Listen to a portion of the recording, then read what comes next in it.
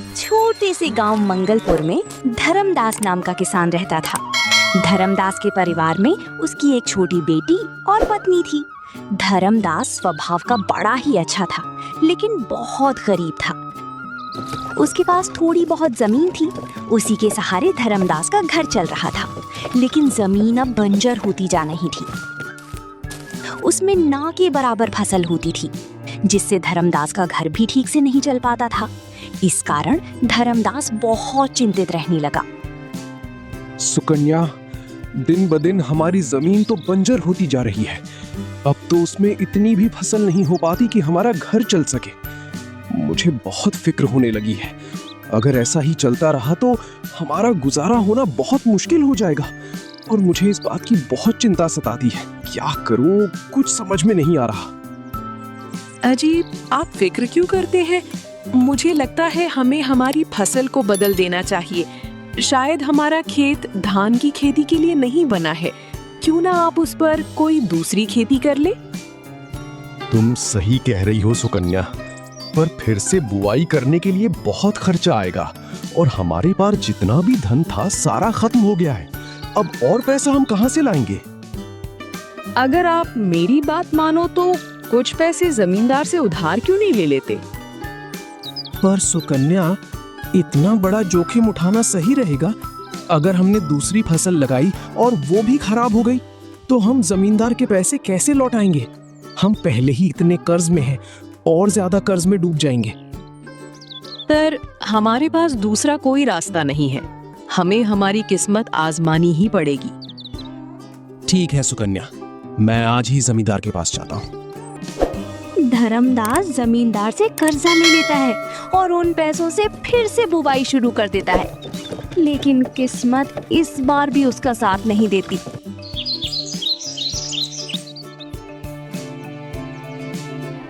सुकन्या, जिसका डर था वही हुआ।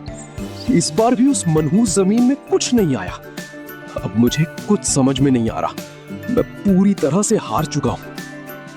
अजी, आप ऐसा क्यों कह रहे हैं? इस तरह हिम्मत मत हारिए। कोई ना कोई हल निकल ही आएगा। सुकन्या, मैं हिम्मत नहीं हारना चाहता, पर अब मुझ में संयम नाम की कोई चीज नहीं बची। मैं पूरी तरह से टूट चुका हूँ। इतना बोलकर धर्मदास घर के बाहर चला जाता है और जाकर एक पेड़ के पास बैठ जाता है। तभी धर्मदास का चचेरा भाई प्रकाश वहाँ पर आता है। दास, बहुत परेशान लग रहे हो, कोई बात है? वो बात ही कुछ ऐसी है भैया, मुझे तो कुछ समझ नहीं आ रहा। मेरी जमीन अब पहले की तरह मेरा साथ नहीं दे रही। पहले मेरे ऊपर बहुत कर्जा था। मैंने इस बार जमींदार से भी कर्जा लिया था, अब वो भी चुका नहीं पाऊंगा। इस बार भी फसल अच्छे से नहीं आई, पूरी फसल खराब हो गई। धर्मदास, मेरी मानो तो तुम खेती करना ही छोड़ दो। इतने सालों से कर रहे हो, क्या मिल रहा है तुम्हें? हर साल तुम कर्ज उठाते हो। ऐसे करते करते तुम पूरी तरह से कर्ज में डूब चुके हो। ऐसे तुम्हारा गुजारा कैसे होगा? सारी फसल की जड़ तुम्हारा खेत ही है। मेरी मानो तो तुम खेती करना बंद कर दो। भैया, अगर मैं खेती करना बंद कर दूंगा तो क्या करूंगा? उसके अलावा मुझे कुछ नहीं आता। वो खेती ही तो कमाई का एकमात्र जरिया है। अरे, तुम ऐसे क्यों सोचते हो कि खेती ही कमाई का जरिया है? कमाई के और भी कई रास्ते होते हैं। तुमने खेती करके देख लिया ना, तुम्हारे हाथ कुछ लगा? नहीं ना? तो फिर तुम अब व्यापार करके देख लो। मेरी मानो तो तुम्हें खेती छोड़ देनी चाहिए और दूसरा व्यापार शुरू कर देना चाहिए। अगर तुम व्यापार करोगे तो तुम्हें बहुत अच्छा मुनाफा होगा और जितनी मेहनत खेती में करनी पड़ती है उतनी तुम्हें व्यापार में करनी भी नहीं पड़ेगी और पैसे भी रोज मिलेंगे। तुम्हें घर चलाने में कोई दिक्कत नहीं होगी और धीरे धीरे तुम अपना कर्ज भी चुका पाओगे। प्रकाश की बातें सुन धर्मदास सोच में पड़ जाता है और उसे प्रकाश की बातें सही लगने लगती हैं। हाँ भैया, शायद आप ठीक कह रहे हो। मुझे ये खेती करना छोड़ ही देना चाहिए। मुझे ये फैसला बहुत पहले ले लेना था। मेरे दिमाग में ये बात आई ही नहीं। अगर मैं पहले ही कोई छोटा मोटा व्यापार कर लेता तो आज मेरे ऊपर इतना कर्जा नहीं होता। ये जमीन मेरे लिए मनहूस है। इसने आज तक मुझे कुछ नहीं दिया। लेकिन भैया, मैं कौन सा व्यापार करूं? मुझे तो इस बारे में कुछ नहीं पता। धर्मदास, अगर मेरी बात मानो तो तुम एक गाय खरीद लो।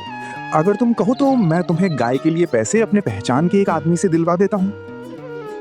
ठीक है भैया, जैसा आपको ठीक लगता है। अब मैं दूध का ही व्यापार करूंगा। प्रकाश अपने किसी पहचान के साहूकार से पैसे निकलवाकर धर्मदास को एक गाय दिलवा देता है। गाय की मदद से धर्मदास का व्यापार अच्छे से चलने लगता है।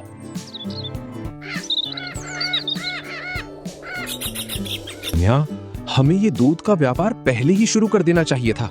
हम बेकार में ही उस खेत के पीछे लगे रहे थे और वो मनहूस खेत हमें और नीचे गिराता रहा। हम कर्ज में डूबते रहे।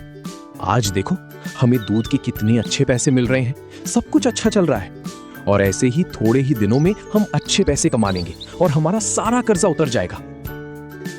हाँ, शायद आप सही कह रहे हैं।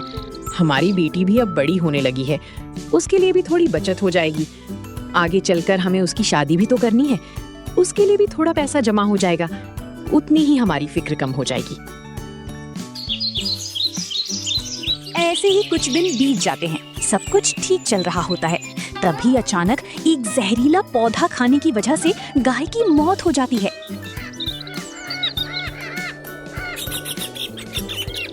गाय के मरने की वजह से धर्मदास का सारा व्यापार बंद हो जाता है। धर्मदास बहुत चिंता में पड़ जाता है। तभी अचानक साहूकार वहां आता है। धर्मदास, अब मैं और इंतजार नहीं कर सकता। मैं मेरे पैसे लेने आया हूं। मैं सोच रहा था तुम आओगे, पर तुम तो आने का नाम ही नहीं ले रहे। मुझे मेरे पैसे अभी चाहिए। लगता है तुम्हारा इरादा ही नहीं है मेरे पैसे लौटाने का। सुना है तुम्हारा दूध का धंधा अच्छे से चल गया है। तुम मेरे पैसे क्यों नहीं लौटा रहे हो? आज तो मैं मेरे पैसे लेकर ही जाऊंगा। भलाई का तो जमाना ही नहीं रहा। मैंने तुम्हारे भाई से अच्छे संबंध की वजह से तुम्हें पैसे उधार दे दिए। इसका मतलब ये तो नहीं कि मेरे पैसे डुबा दो। साहूकार जी, अभी तो मेरे पास इतना पैसा नहीं है। सेठ जी, कल ही कुछ जहरीले पौधों को खाने की वजह से गाय मर गई और अब मेरे पास ना ही पैसे हैं और ना ही गाय। मैं आपको कुछ नहीं दे पाऊंगा।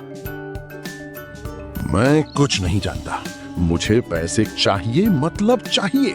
मुझे ना पहले ही समझ जाना चाहिए था कि तू एक नंबर का मनहूस आदमी है। तुझे तो मुझे पैसे देने ही नहीं चाहिए थे। तुझे पैसे देकर मैं बस पछता रहा हूँ। इतनी प्यारी गाय को तूने मार डाला। तेरी मनहूसियत की वजह से ही तेरे खेत में कुछ नहीं उगता। तू खुद एक मनहूस आदमी है। अगर कल शाम तक तूने मुझे पैसे नहीं लौटाए तो कल मैं गांव के मुखिया जी को लेकर आऊंगा और तुझे घर से बाहर निकलवा दूंगा। तू याद रख, कल शाम तक कुछ भी करके मेरे पैसे मुझे तैयार चाहिए। अभी के लिए मैं जा रहा हूँ।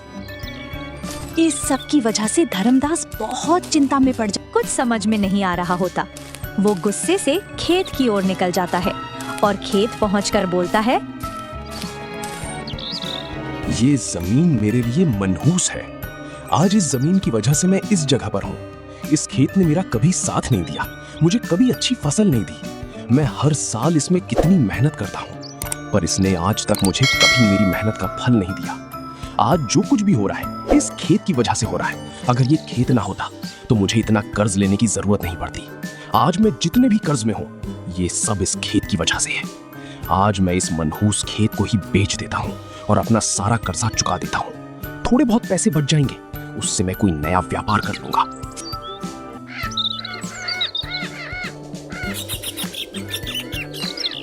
गुस्से में धर्मदास गांव के साहूकार के पास जाता है और बोलता है,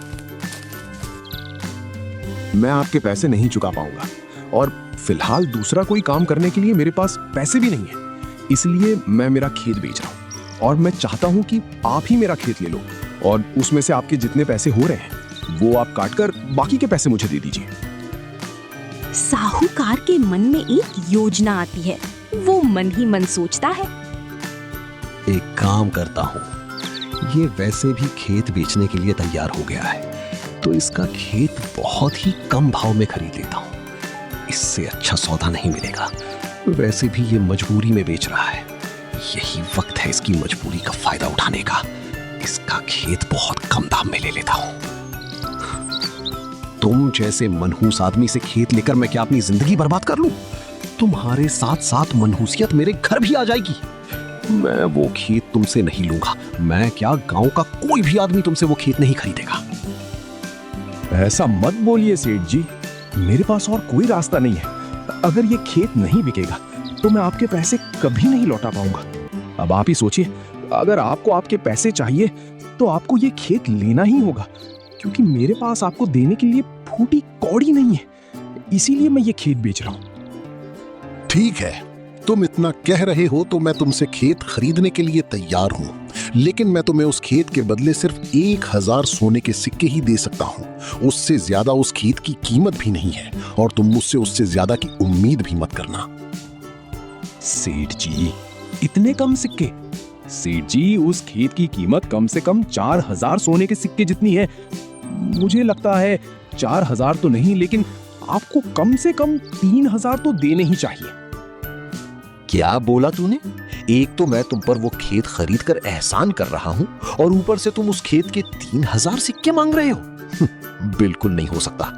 वैसे भी उस खेत को मैं अच्छी तरह से जानता हूं। तुम्हें आज तक उसमें कभी ठीक तरह से फसल नहीं हुई है। उस खेत ने तुम्हें दिया ही क्या है जो मुझे देगा? एक तरह से मेरा तो नुकसान ही है। उस खेत को खरीद कर मुझे कौन सा लाखों का फायदा हो रहा है जो मैं 3000 सिक्कों में वो खेत खरीदूं?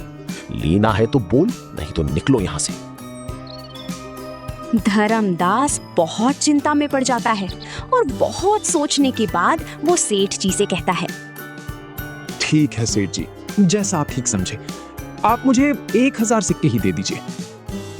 फिर सेठ जी धर्मदास को सिक्के दे देते हैं और वो खेत साहूकार का हो जाता है। फिर धर्मदास वो पैसे लेकर घर आ जाता है।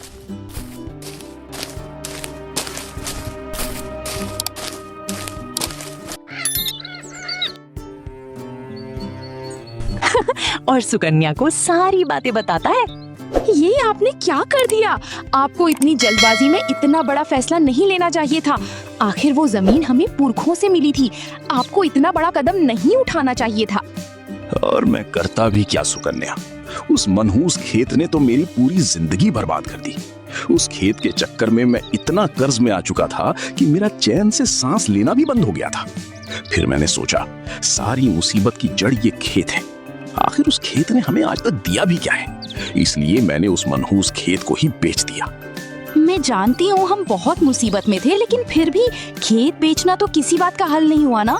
आखिर हमारे पास उस खेत के अलावा और है भी क्या जो आपने वो भी बेच दिया? आप कुछ भी कहो, लेकिन मुझे आपका ये निर्णय सही नहीं लग रहा। और तो और उस साहूकार ने आपकी मजबूरी का फायदा उठाया है। आपको केवल उस खेत के 1000 सिक्के ही दिए, जबकि वो खेत कम से कम 4000 सिक्कों में बिकना चाहिए था। उसने आपका फायदा उठाया है और आप भी उसके जाल में फंसकर उसे 1000 सिक्कों में खेत बेच कर आ गए। ये आपने सही नहीं किया।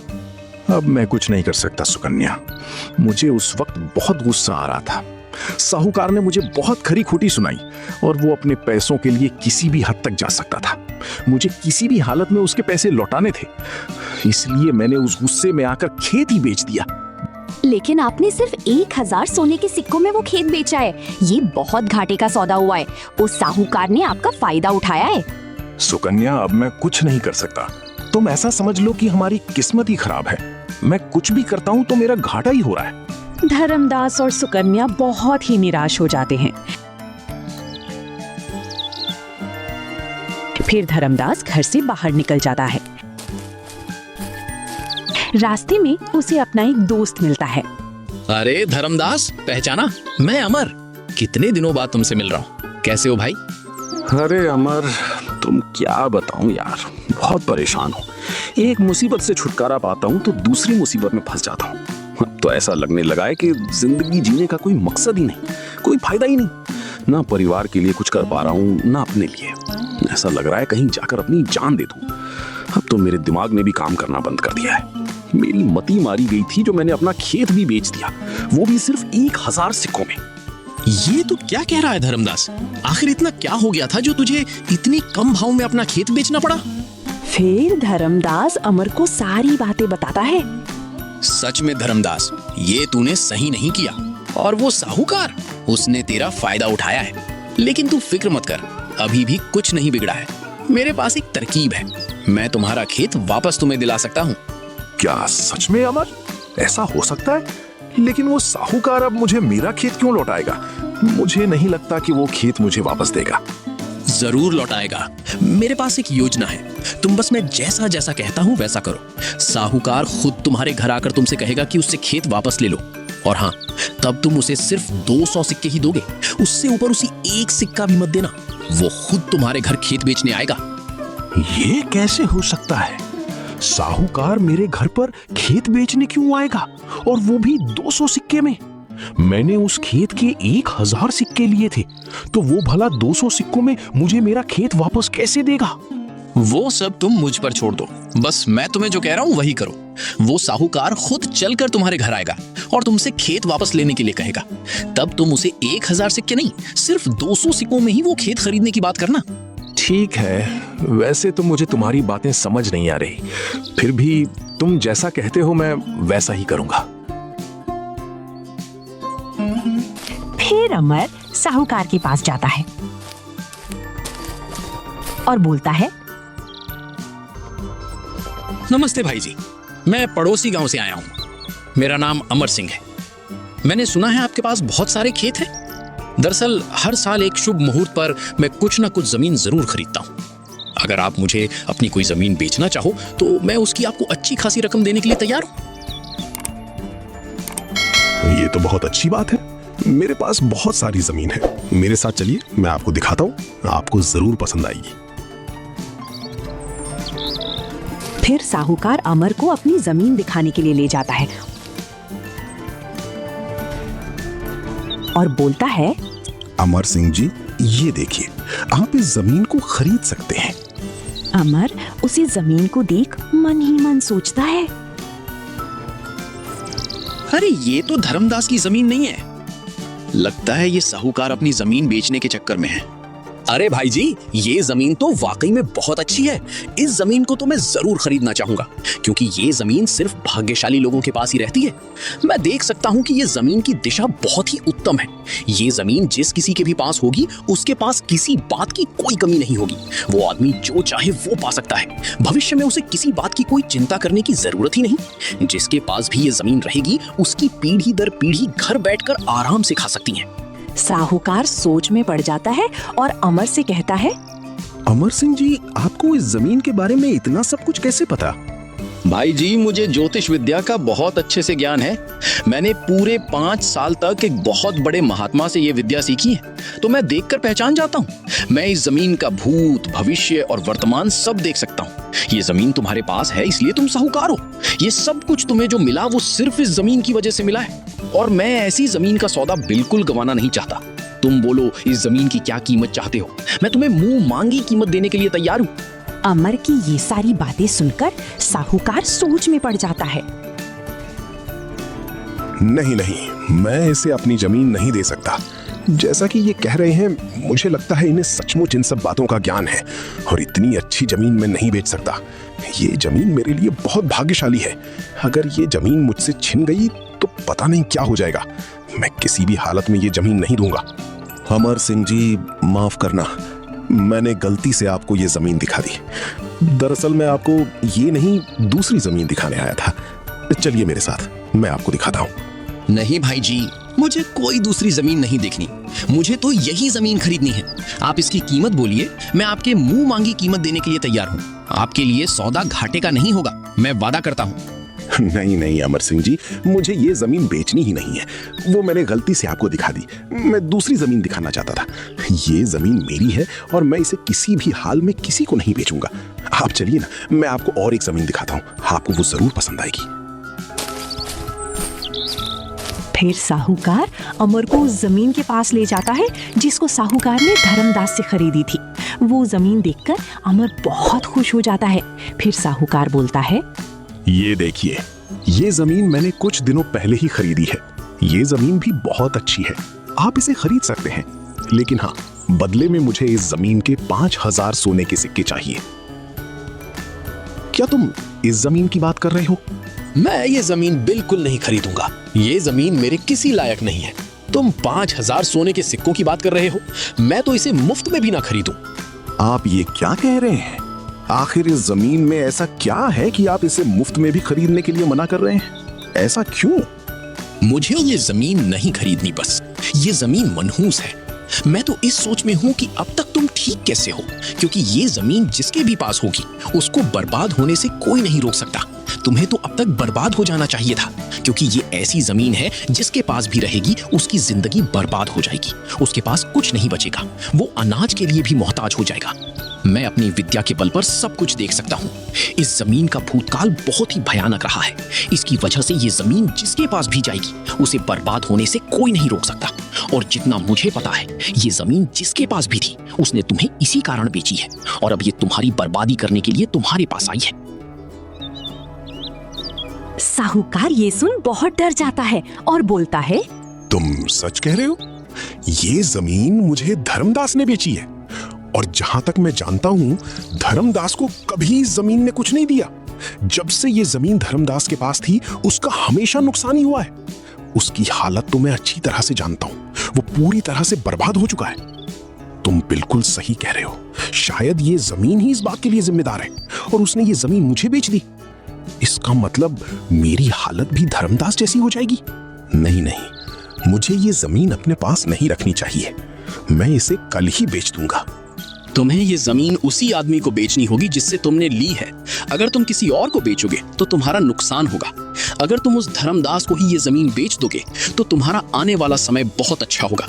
तुम्हारे ऊपर की सारी पीड़ा और मुसीबत धर्मदास के ऊपर चली जाएगी। आप सही कह रहे हैं अमर सिंह जी, मैं ऐसा ही करता हूँ। मैं कल ही धर्मदास के पास जाता हूँ और ये जमीन उसे वापस बेच देता हूँ। और मेरी बात ध्यान से सुनिए, चाहे सौदा घाटे का क्यों ना हो, लेकिन इस जमीन से कल ही पीछा छुड़ा दीजिए। अगर एक दिन भी ये जमीन तुम्हारे पास रही तो तुम्हें बर्बाद होने से कोई नहीं रोक सकता। कल के कल ही इस जमीन का सौदा कीजिए और ये जमीन धर्मदास के हवाले कर दीजिए। चाहे वो तुम्हें इसके कितने भी सिक्के क्यों ना दे, तुम्हें ये जमीन उसे किसी भी हालत में बेचनी ही होगी। अमर की सारी बातें सुन साहूकार बहुत डर जाता है